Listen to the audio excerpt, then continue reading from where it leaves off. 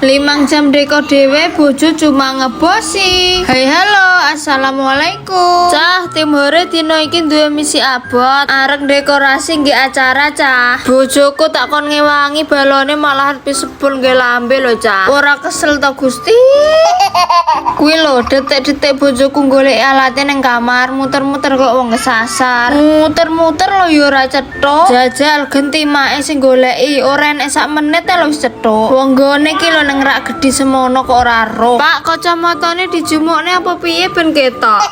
Lho alah le, bolak-balik nang kamera guyang-guyu ngono. Bocil apa selebgram cilik kuwi?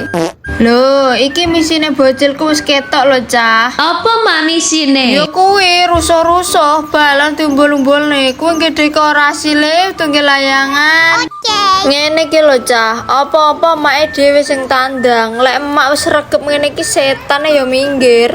Ngene iki lho, Cah. Naleni balon siji-siji ngene iki kudu ngati-ngati tenan lho, Cah. Gek kudu telaten. Lah bojomu mau nyandi lho, Mak. Bojoku wis oleh misi ngomong bocil. Ngomongi ya dicekeli HP, anak sak bapake. Ya ngono kuwi dadi emak-emak, kudu sabar. Soale bocil ora mok siji, tapi loro sak bapake. Genti ngatik Cah ngrakite, soale wis dhuwur. Iki ngono ape tak gedo, wae bare tak plengkungne. Ngono ki bojoku ya belas ora ongak-ongak, malah mik HP ae. Oh my Ya God. jan bapak-bapak telatene mau menrelengi HP. Emake mik menrelengi balon. Ngene iki dene mae, tenagane mae, keringete mae. Bapake dene mik. 为什么累吗？奔腾科技。 Iya Pak, kono dolanan HP kono ae. Iki ngono saiki sing ngewangi mae nyebuli balon bae anakku Cah. Ben karo olahraga. Matur suwun ya Mbah, sehat-sehat terus ya. Kalau Cah, bocilku mbledosne balon siji, ge sing wis tak talene dawa ngene iki jan Cah cilik ki rusuh-rusuh. Lanjut genti ngompo balon angka Cah. Wetenge mae jan wis kukuruyuk. Ape mam yo sik tanggung. Ya wis lah engko ae pisan dicukupne. Cukup ngompo balon lanjut ditemplekne ning tembok Cah. Gaya apa, Mak? Lah nemplek nih. Gawe sego Cah, ora yo kelet to.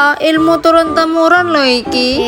Iki lho Cah, bose ndelok wis dadi apa urung. Emake tandang ke jam 5 atau ke jam 10 sampai lali madang. Lah pake malah mek penak-penak ngebosi. Lah Pak, kuwi ngono ngebosi apa ngawasi? Gek gajine piro iki engko Pak? Wis ketok ki lho Cah, penampakane yo mik ngene iki. Saisa-isane mae ae yo, soale effort dhewe. Iki tenan lek ku gawe dhewe lho Cah, tapi pas masange ora ke video. Soale tangane mae wis loro, sikile wis kram. Iki kari sentuhan terakhir Cah.